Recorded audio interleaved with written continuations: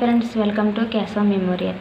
ఇప్పుడు మనం సగం ఇంట్రడక్షన్ క్లాస్ చెప్పుకోవడం జరిగింది. మిగతా ఇంట్రడక్షన్ క్లాస్ ఇప్పుడు ఎక్స్ప్లెయిన్ చేయడం జరుగుతుంది.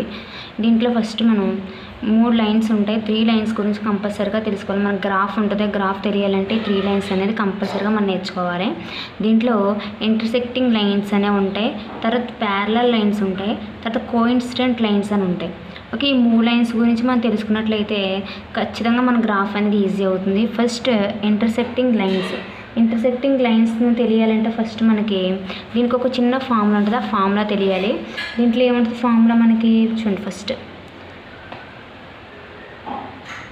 a1/a2 not equal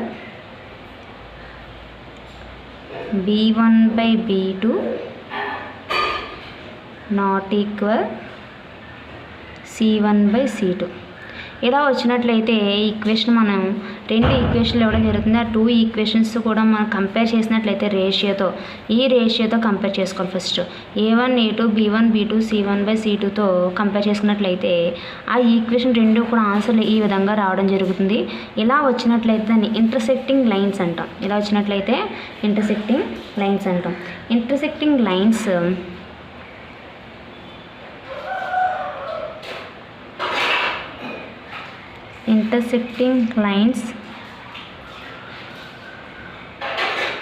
a single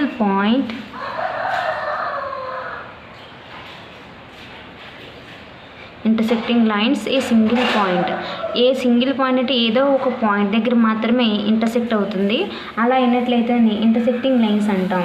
ఈ ఇంటర్సెక్టింగ్ లైన్స్ వచ్చినట్లయితే దానికి మనం కాన్స్టెంట్ ఇన్కాన్స్టెంట్ అని లైన్స్ అని ఉంటాయి. ఇలా ఇంటర్సెక్టింగ్ లైన్స్ ఎప్పుడు కూడా మనకి కాన్స్టెంట్ ఈక్వేషన్ అవుతుంది.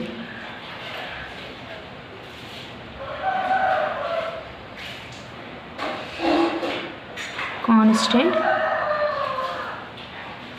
ఈక్వేషన్స్. ఈ ఇంటర్సెక్టింగ్ లైన్స్ మనకి ఏవైతే కాన్స్టెంట్ ఈక్వేషన్స్ అవుతాయి. ఓకే, ఇంటర్సెక్టింగ్ లైన్స్ మనం కాన్స్టెంట్ అని కూడా చెప్పుకోవచ్చు. ఓకే, తర్వాత దీనికి సొల్యూషన్స్ అనేవి ఎలా ఉంటాయి? యూనిక్ సొల్యూషన్స్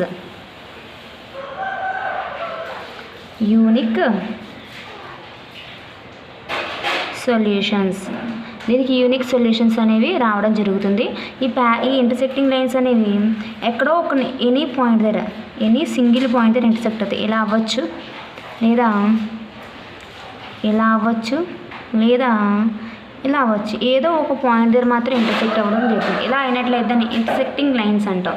తర్వాత ప్యారలల్ లైన్స్ని రేషియో దేంతో కంపేర్ చేసుకుంటాం మనం? a1/a2 equal b1/b2 not equal c1/c2 వచ్చినట్లయితే, ఈ ఈక్వేషన్ వచ్చినట్లయితే రేషియో ఈ విధంగా వచ్చినట్లయితే దాన్ని ప్యారలల్ లైన్స్ అంటాం. ఇది రేషియో దీంతో ఇలా కంపేర్ చేసుకుంటాం.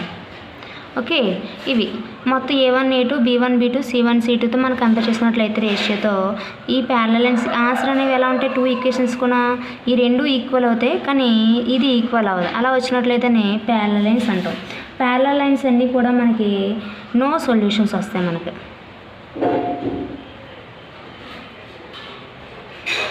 Parallel lines no solutions. Okay, parallel lines ఎప్పుడు కూడా నో సొల్యూషన్స్ అనేవి వస్తాయి మనకి. ఓకే, దీంట్లో మనకి ఎలా ఉంటాయి లైన్స్? ప్యారలల్ లైన్స్ అంటే దేనికి దానికి సంబంధం లేకుండా 2 లైన్స్ కూడా గ్రాఫ్లో వెళ్ళడం జరుగుతుంది. ఇలా వెళ్ళినట్లయితే దీన్ని ప్యారలల్ లైన్స్ అంటాం. లేదా ఇలా అవ్వచ్చు, లేదా ఇలా అవ్వచ్చు, లేదా ఇలా అవ్వచ్చు. ఇలా వచ్చినట్లు దాన్ని ప్రతిదాన్ని కూడా మనం ప్యారలల్ లైన్స్ అంటాం.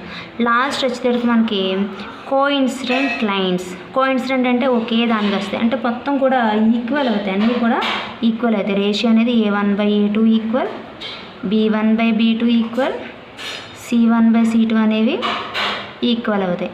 ఇలా వచ్చినట్లయితే మనం కోఇన్సిడెంట్ లైన్స్ అంటాం. ఇక్కడ మనకి ఇన్ఫినిటీ మెనీ సొల్యూషన్ వస్తాయి. ఇన్ఫినిట్లీ మెనీ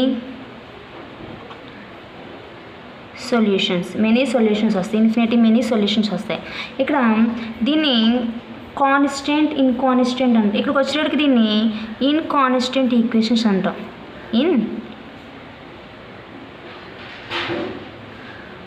ఇన్కాన్స్టెంట్ ఈక్వేషన్స్ అంటాం ప్యారలల్ లైన్స్ని. అలాగే ఇంటర్సెక్ట్ లైన్స్ని కాన్స్టెంట్ లైన్స్ అంటాం. ఇక్కడ మెనీ సొల్యూషన్స్ వస్తాయి కోఇన్సిడెంట్, కానీ దీన్ని ఏమంటాం మనం దీన్ని కూడా కాన్స్టెంట్ లైన్స్ అని అంటాం. కాన్స్టెంట్ ఈక్వేషన్స్ అంటాం. ఓకే, ఇవి కోఇన్సిడెంట్. ఇవి ఎలా వెళ్తే గ్రాఫ్లో మనం చేసినట్లయితే సేమ్ ఒకే లైన్ మీద 2 ఈక్వేషన్స్ కూడా ఒకే లైన్ మీద వెళ్తాయన్నమాట. అంటే కోఇన్సిడెంట్గా ఒకే లైన్ మీద వచ్చినట్లయితే దాన్ని కోఇన్సిడెంట్ లైన్స్ అంటాం. ఇలా వచ్చినట్లయితే అంటే 2 ఈక్వేషన్ కూడా ఒకే లైన్ మీద వెళ్తాయి, దీన్నే కోఇన్సిడెంట్ లైన్స్ అంటాం. ఓకే, ఈ విధంగా మనకి intersecting lines, parallel lines, coincident lines అనేవి ఎక్స్ప్లెయిన్ చేయడం జరిగింది. ఇవి మీకు టెక్స్ట్ బుక్లో చాలా క్లారిటీగా బాక్స్ ఇవ్వడం జరిగింది. పేజ్ నెంబర్ 50, 52లో న్యూ టెక్స్ట్ బుక్ ఉన్నట్లయితే అందులో మనకి క్లారిటీగా ఇవ్వడం జరిగింది. మీరు అందరూ చూసినట్లయితే ఇంకా బాగా అర్థమవుద్ది. ఓకే, మనకి బాక్స్ వేసి ఇవ్వడం జరిగింది. ఇది సింపుల్గా మీకు అర్థమయ్యేలా ఒకే దాన్ని తీసుకొని రావడం జరిగింది. సింపుల్గా ఉంటాయి. అంటే ఇంటర్సెక్టింగ్ లైన్స్ అంటే మనకి రేషియో అనేది ఈ విధంగా ఉంటుంది. అలాగే దీన్ని ఏమంటాం, కాన్స్టెంట్ ఈక్వేషన్స్ అంటాం. దీంట్లో యూనిక్ సొల్యూషన్ ఉంటుంది, ఒకే సొల్యూషన్ ఉంటుంది. దీనికి ఇన్కాన్స్టెంట్ ఈక్వేషన్స్, దీంట్లో నో సొల్యూషన్స్. దీంట్లోకి వచ్చేటికి మెనీ సొల్యూషన్స్. ఇది ఏవద్ది కాన్స్టెంట్ ఈక్వేషన్స్ అనేవి ఉంటాయి. కోఇన్సిడెంట్లో మనకి కాన్స్టెంట్ లైన్స్ అనేవి రావడం జరుగుతుంది. ఓకే, ఈ విధంగా క్లాస్ అనేది ఎక్స్ప్లెయిన్ చేయడం జరిగింది. ఇక్కడతో ఇంట్రడక్షన్ క్లాస్ అయింది. మనం నెక్స్ట్ దాంట్లో గ్రాఫ్ ఎక్స్ప్లెయిన్ చేయడం జరుగుతుంది. నా క్లాస్ మీకు అర్థమైనట్లయితే షేర్ చేయండి, సబ్స్క్రైబ్ చేయండి. నా క్లాస్ మీరు రీచ్ అవ్వాలంటే తప్పనిసరిగా గంట సింబల్ మీద క్లిక్ చేయండి. Thank you all of you.